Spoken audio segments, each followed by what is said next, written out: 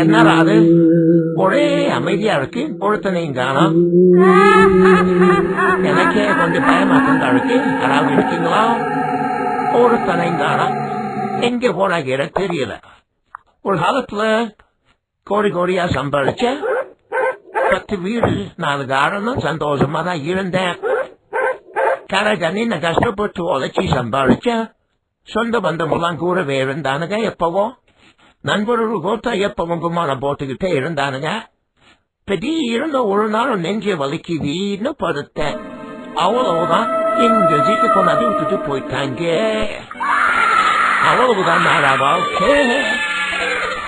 பாவிகளா என்னென்னமோ நினைச்சு வாழ்க்கையில அதை சாதிக்கணும் இதை சாதிக்கணும்னு உலகமே நம்ம கைக்குள்ள நினைச்சிட்டு வந்தோம்.